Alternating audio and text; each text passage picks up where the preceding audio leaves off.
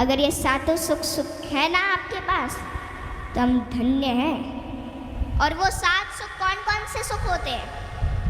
पहला सुख निरोगी काया, दूजा सुख घर में माया, तीसरा सुख कुलवंती नारी, चौथा सुख पुत्र हो आज्ञाकारी, पांचवा सुख स्वदेश में वासा, छठवां सुख राज हो पासा, सातवां सुख संतोषी जीवन, ऐसा हो तो धन्य हो जीवन।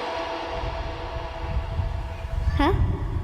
आवत ही हर शय नहीं, नैनन नहीं स्नेह, आवत ही हर शय नहीं, नैनन नहीं स्नेह, तुलसी तहा न जाइए कंचन बरसे में। कि जिस स्थान या जिस घर में आपके जाने से लोग खुश ना होते हो और उन लोगों की आंखों में आपके प्रति प्रेम और ना ही स्नेह हो, तो वहाँ हमें कभी नहीं जाना चाहिए, चाहे वहाँ धन की वर्षा क्यों ना होती हो। हाँ? यदि किसी बच्चे को उपहार ना दिया जाए तो वह थोड़ी देर रोता है, पर संस्कार दिया जाए तो जीवन भर रोएगा। शिक्षा कहीं से भी प्राप्त की जा सकती है, लेकिन संस्कार हमेशा घर से ही मिलते हैं। कुदरत यानी भगवान ने हमें आनंद ही आनंद दिया है, दुख तो हमारी खोज है। तीर को आगे छोड़ने से पहले पीछे खींचना पड़ता है। ठीक उसी प्रकार अच्छे दिनों के लिए बुरे दिनों से लड़ना पड़ता है। गति के लिए चरण और प्रगति के लिए आचरण बहुत जरूरी है।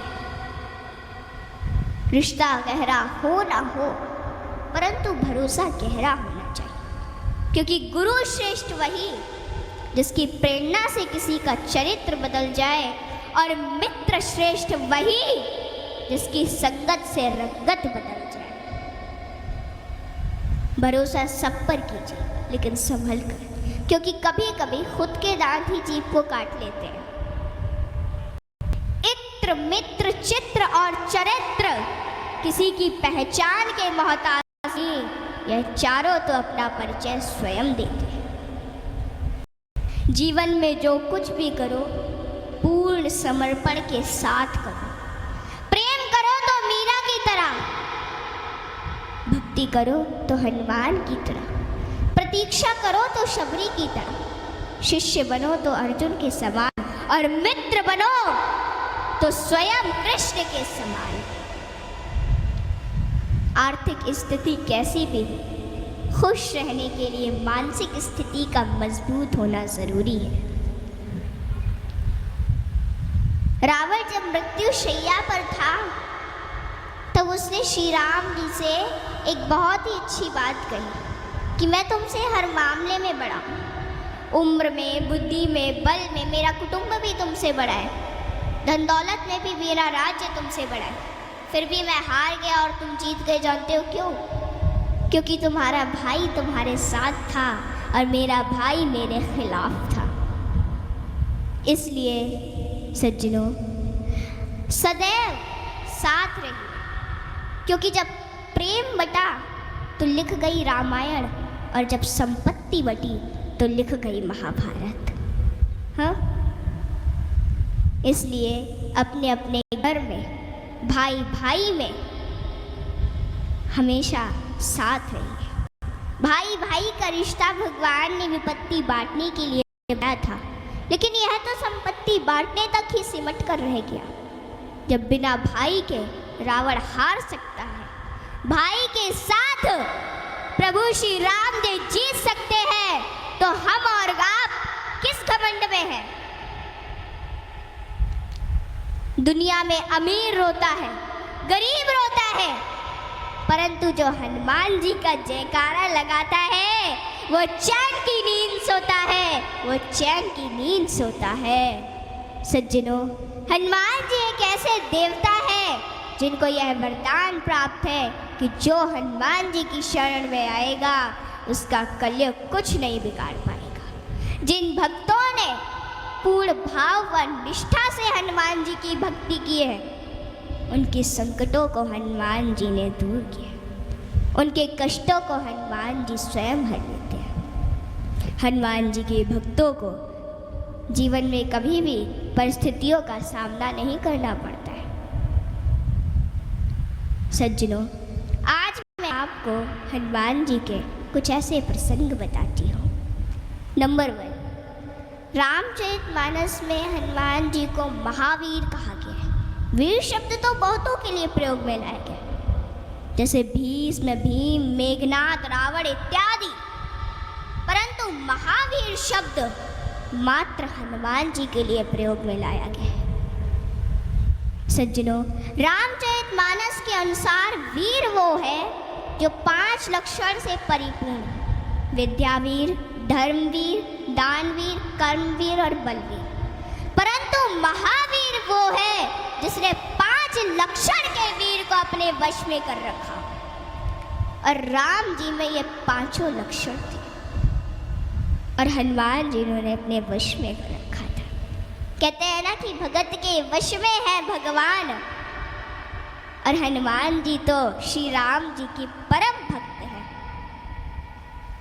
और रामचरितमानस की यह चौपाई इसे सिद्ध करती है कि सुमिर पवन सुत पावन नामू, अपने बस करी राखे राम। रामचरितमानस में हनुमान जी को महावीर बजरंगी भी कहा गया है। इंद्र के ऐरावत हाथी में 10,000 हाथियों का बल होता है। ऐरावत में कितने 10,000 हाथियों का बल होता है ऐरावत में। दिक्पाल में 10,000 ऐरावत जितना बल होता है, और इंद्र में 10,000 दिक्पाल जितना बल होता है। परंतु हनुमान जी की सबसे छोटी उंगली में 10,000 इंद्र का बल होता है। माताओं बहनों, हनुमान जी में इतना बल उनके आजीवन ब्रह्मचर्य पालन के कारण था। नंबर 2, एक बार हनुमान जी से प्रसन्न होकर माता सीता ने उन्हें हीरो का एक हार दिया और बाकी सेवकों को भी रतन जड़े आभूषण दिए। हनुमान जी ने उस हार को ले लिया माता से, और फिर उस हार के प्रत्येक हीरे को निकाल कर और घुमा घुमा कर देखने लगे, और फिर उन्हें चबा चबा कर जमीन पर फेंकने लगे। यह देखकर माता सीता को थोड़ा क्रोध आ गया, और माता सीता तुरंत हनुमान जी से बोली कि हनुमान, ये आप क्या कर रहे हैं? इतने मूल्यवान हार को आप नोच खसोट कर नष्ट कर रहे हैं, नीचे फेंक रहे हैं। तो अश्रुपूरित नेत्रों से हनुमान जी बोले कि माते, मैं तो केवल इन रत्नों को खोलकर यह देखना चाहता था कि इनमें मेरे प्रभु श्री राम और माता सीता बसते हैं अथवा नहीं। आप दोनों के बिना इन पत्थरों का मेरे लिए क्या मूल्य है?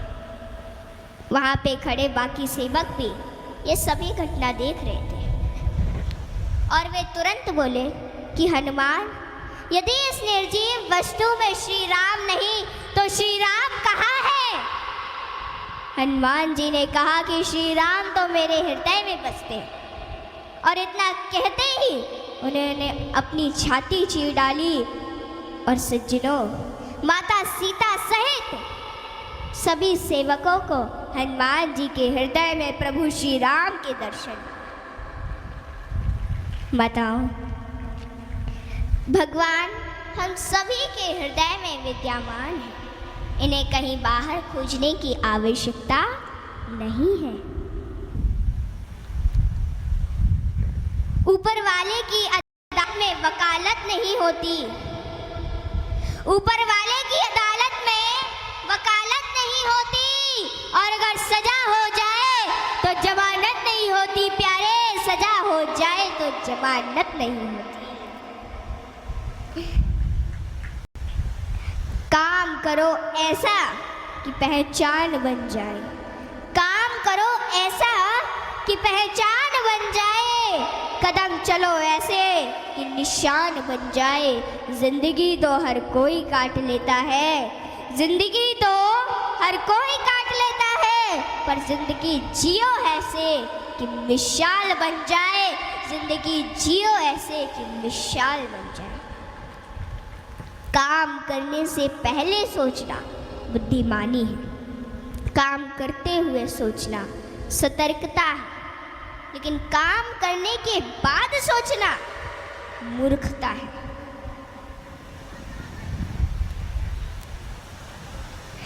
सज्जनों, सत्संग क्या है? सत्संग का अर्थ यह नहीं कि भीड़ भाड़ में जाकर बैठ जाए और जीवन में कुछ उतारे ही नहीं। सत्संग का मतलब होता है कि सत्य की जानकारी रखने वालों का संग खुद को बदलने की सबसे ऊंची प्रक्रिया का नाम है सत्संग। सत्संग एक ऐसा ठंडक है जो तपे मन को शांत करता है। सत्संग एक ऐसा सत्य है जो झूठे इंसान को सत्य के मार्ग पर ले जाता है। सारे दुख निवारण निराश की एक अचूक दवा है सत्संग।